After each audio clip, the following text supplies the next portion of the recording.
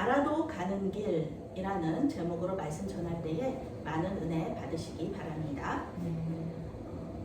믿음으로 가는 길에 하나님의 은혜가 있다. 오늘의 핵심 주제입니다. 믿음으로 가는 길에 하나님의 은혜가 있다. 오늘 말씀은 사도 바울과 그 일행이 이제 밀레도에서 예루살렘까지 가는 그 길을 여정을 이야기하고 있습니다.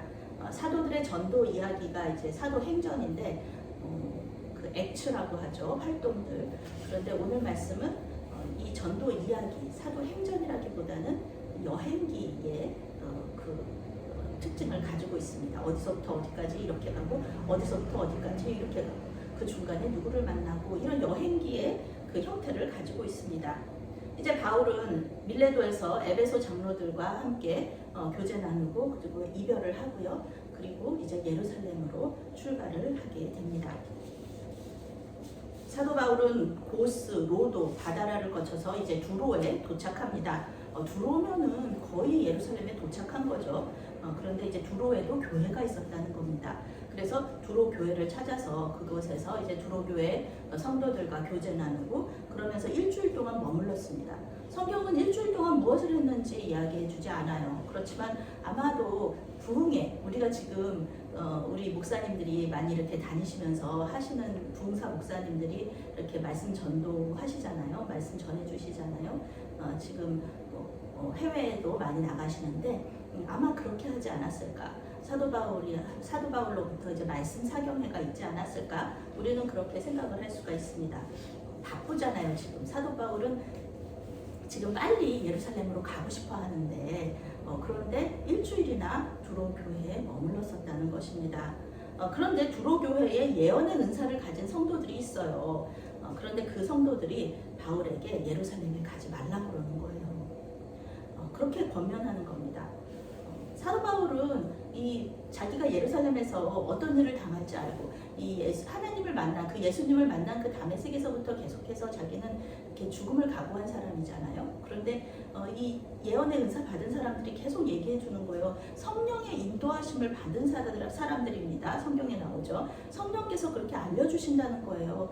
이 사도 바울이 예루살렘에 가면은 곤욕을 당할 것이다 라는 것을 계속해서 얘기해 줘요.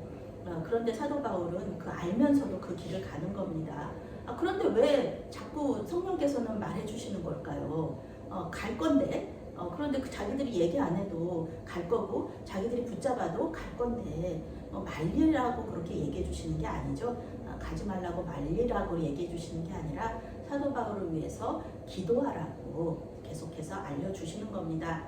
성령은 사도행전 속에서 바울의 사역 일정을 계속 간섭하세요. 마게도니아로 가는 문제도 그랬었잖아요. 자기는 유럽 선교 안 하고 소아시아 선교하려고 그랬는데 이 성령께서 마게도니아로 부르시는 거잖아요. 예루살렘의 결박과 환란은 이제 바울에게 로마로 가는 길을 열어주시기 위한 하나님의 아주 놀라운 그런 역사 속에 있는 것입니다. 죄수의 모습으로 로마 군인의 호의를 받으면서 유대인들의 공격을 걱정하지 않고 그리고 로마로 안전하게 들어가게 될 것입니다. 사도 바울은 전도자로 들어가고 싶어 했어요. 그렇지만 하나님께서는 사도 바울을 죄수로 해서 안전하게 들어가게 하시는 겁니다. 일주일 후 바울 일행이 떠날 때 두로교회 모든 성도들과 그 가족들이 나와서 함께 기도하며 바울을 배웅했습니다. 바울이 목숨을 아끼지 않는 헌신과 복음 전도를 할 수 있었던 이유, 그 중에 하나가 바로 이렇게 사도 바울을 사랑하고요. 사도 바울을 위해서 기도하는 사람들의 이 사랑과 기도 그리고 헌신 때문이었다는 것을 우리는 말씀을 통해서 알 수 있습니다. 사도 바울은 이제 돌레마이라는 곳에서 하루를 머물렀습니다. 돌레마이는 두로와 가이사랴에 있는 정거장입니다. 이곳에서 또 교회가 있어서요. 바울과 그의 일행은 돌레마이 교회에서 성도들과 교제를 나누었습니다. 예루살렘으로 가는 여정이 그냥 여행이 아니고요. 이렇게 교회를 말씀으로 더 굳게 하는 사역의 여행이었음을 우리는 이렇게 알 수가 있습니다. 이제는 곧 이제 사순절이 시작되죠. 마치 예수님께서 사순절 동안에 2000년 전에 예루살렘에 십자가 이렇게 지러 가실 때 여러 마을들을 이렇게 다니시면서 마지막까지 이 제자들을 사랑하시고 훈련시키시고 그리고 말씀을 전하셨던 그 모습이 떠오릅니다. 고난이 있음을 알면서도 성령의 인도하심을 따라서 이렇게 그 고난의 길, 십자가의 길을 가는 사도 바울의 모습을 보면서 많은 교회 성도들이 은혜를 받고 또 사도 바울을 위하여서 기도하였을 것입니다. 가이사랴에 도착한 바울과 그의 일행은 전도자 빌립의 집에서 묵게 됩니다. 빌립이라고 하면 우리는 익숙한 분이죠. 예루살렘의 7 일꾼들 중에 한 명입니다. 스데반과 함께 이렇게 뽑혔었고요. 스데반을 죽이는데 앞장섰던 사울, 그리고 스데반과 함께 이렇게 예루살렘 교회 7 일꾼으로 뽑혔던 이 두 사람, 빌립이 두 사람이 한 집에서 이렇게 묵고 교제 나눈다는 것이 참으로 놀라운 하나님의 역사입니다.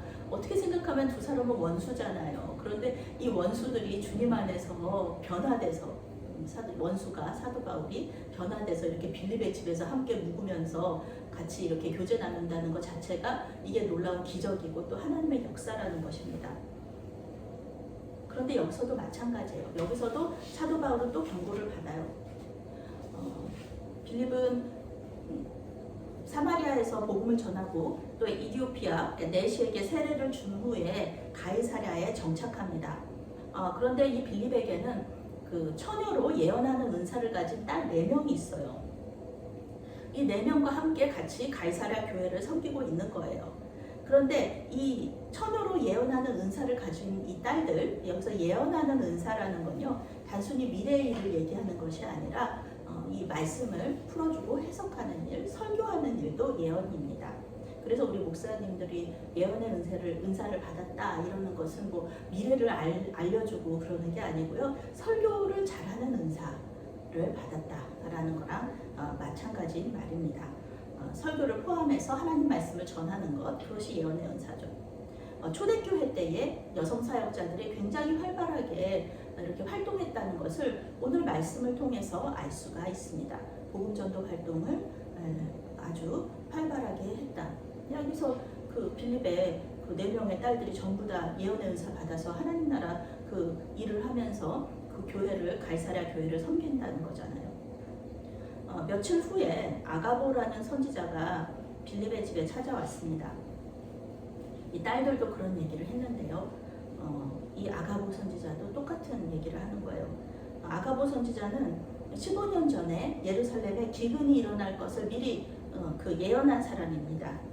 그래서 구약의 선지자들처럼 이 사람이 상징적인 행동을 통해서 예루살렘에서 바울이 당할 고난을 이야기하는 거예요. 그런데 뭐라고 얘기하냐면은 바울의 허리끈을 가져다가 자신의 손과 발을 막 묶어요. 그리고 예루살렘의 유대인들이 이 끈의 임자를, 이 끈의 주인을 이렇게 묶어가지고 이방인에게 넘길 것이다 라는 예언을 하는 겁니다. 이 예언을 듣고 사도행전의 저자인 누가를 비롯해서 다른 일행들이 예루살렘에 올라가지 말라고 그렇게 얘기하는 거예요. 바울 선생님, 예루살렘에 올라가지 마세요. 지금까지 계속해서 이 예언하는 사람들이 바울 선생이 올라가면은 아주 큰 고난을 당할 거라고, 그리고 로마 군인들한테 넘겨질 거라고 계속 얘기를 하는데 가실 겁니까? 가지 마십시오 라고 얘기하는 거예요. 이것은 인간적인 생각이죠. 사도 바울을 사랑하니까 얘기하는 거죠. 가지 말라고. 울면서 권면했다 이렇게 얘기하고 있어요. 울면서. 사도 바울이 그래도 많은 사람들한테 사랑받은 거예요. 울면서 권면했어요. 가지 마십시오. 그들은 성령께서 이렇게 여러 사람을 통해서 같은 예언을 하게 하시는 것은 바울의 예루살렘 행을 막으시는 거라고 생각했어요. 인간적인 생각이에요. 바울과 그의 사역 능력은 교회의 아주 귀중한 자산입니다. 계속해서 거기 감옥으로, 이 사람들 생각에는 그런 거예요. 감옥에 가면, 죄수로 가면 복음을 전혀 전할 수 없을 거라고 생각하는 거예요. 사도 바울은 계속해서 복음 전하는 사람인데 만약에 죄수로 가면 복음 전하지 못할 거다. 그러니까 바울 선생님 가시면 안 됩니다. 그리고 인간적으로도 바울 선생님 가서 고생하는 게 너무너무 싫은 거예요. 성령께서 이렇게 알려주시는 건, 계속해서 이렇게 많은 예언자들이 얘기해 주는 건 사도 바울 선생님을 가지 못하게 막는 것이라고 생각을 한 것입니다. 바울은 자신이 받을 고난이나 형제 자매들의 걱정과 사랑에 대해서 다 알고 있어요. 모르는 것이 아니에요. 그렇지만 하나님의 뜻이 무엇인지 그것을 분별하는 겁니다. 거기에 초점을 맞추는 거예요. 나 자신의 어려움, 고난, 그것보다는 하나님의 뜻, 거기에 초점을 맞추는 거죠. 결국 동역자들도 포기합니다. 주님의 뜻대로 이루어지이다 이렇게 기도하고 사도 바울이 가는 것을 계속해서 예루살렘으로 갈 수 있도록 또 옆에서 돕게 되죠. 사도 바울은 고난을 고난으로 생각하지 않는 것, 이것이 사명이라고 생각해요. 사도의 특징, 내가 사도라는 증거, 그것이 바로 고난이라고 생각하거든요. 이것이 예수님의 이름으로 기도합니다의 진정한 의미인 것입니다. 예수님의 이름으로 기도합니다. 그렇게 기도하면서 내 뜻대로 이루어지게 하여 주십시오. 그건 아니라는 거죠. 예수님께서 겟세마네에서 하셨던 기도를 똑같이 따라서 하는 삶이 바로 이런 삶이라는 겁니다. 예수님께서 이렇게 말씀하셨어요. 이렇게 기도하셨어요. 그러나 내 원대로 마시옵고 아버지의 원대로 되기를 원하나이다. 아멘. 예수님께서 이 기도하신 거예요. 예수님의 이름으로 기도합니다 라는 그 기도는요, 우리가 그렇게 예수님의 이름으로 기도합니다라는 거는요, 예수님의 뜻대로 이루어 주십시오 라는 그 기도의 다른 말인 거예요. 이제 가이사랴에서 예루살렘까지는 약 100km 정도입니다. 걸어서 가면은 한 이틀 3일 정도 걸리는 거죠. 가이사랴의 제자들은 바울을 예루살렘 교회 초창기 멤버인 나손의 집까지 데려다 줍니다. 이제 바울과 그의 일행은 나손의 집에 머물게 돼요. 그렇게 결정을 하고 나서는요, 계속해서 하나님께서 그 길을 인도하시는 거예요. 사람을 계속 붙여주시고, 예루살렘 교회 선교사님들이 갈 데가 어디 있어요?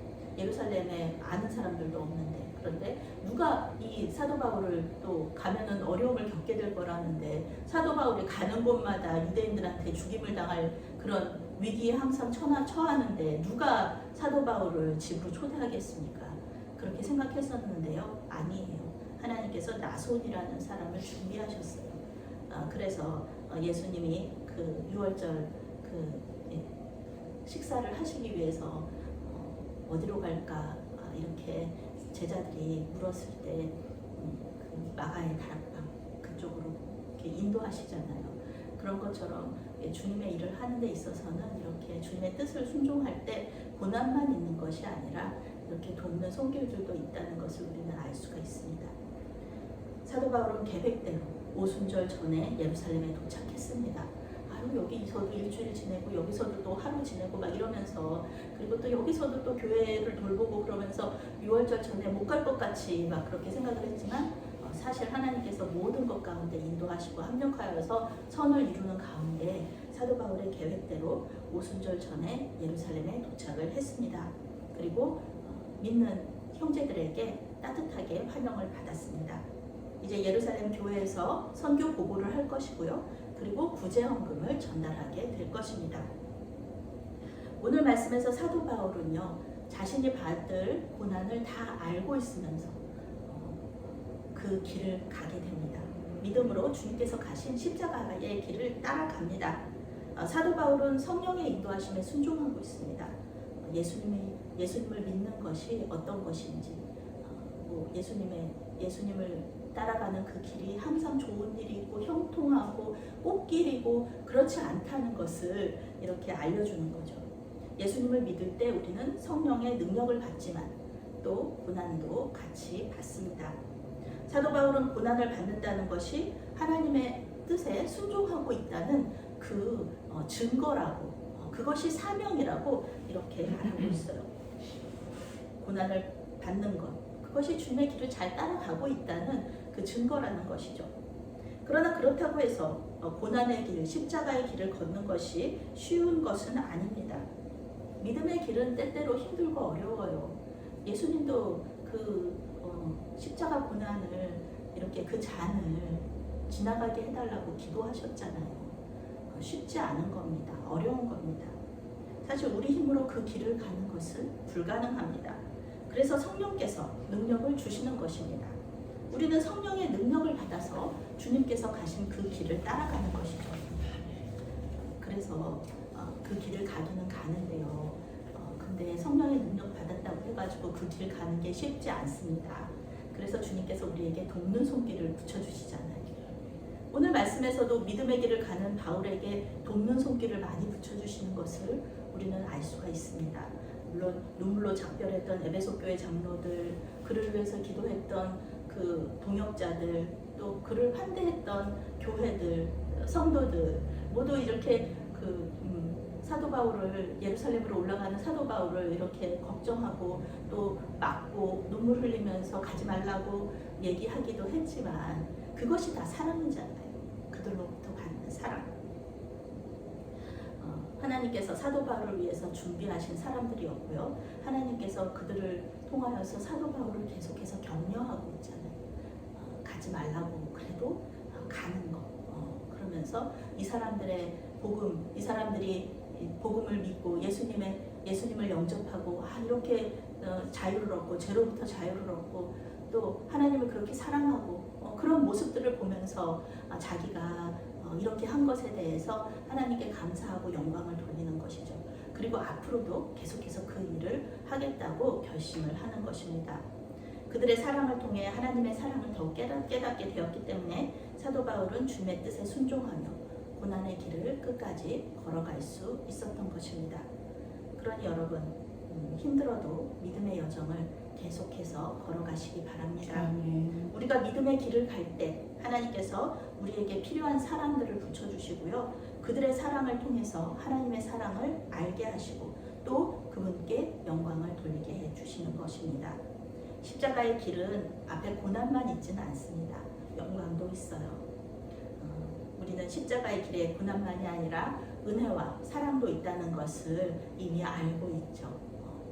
예수님을 믿는 이 믿음의 여정을 가는 동안에 우리는 많은 은혜를 경험했습니다. 하나님의 사랑과 동역자들의 사랑의 힘으로 믿음의 여정을 계속해서 걸어나가시는 저와 여러분들이 되시기를 바라겠습니다. 아멘. 아멘.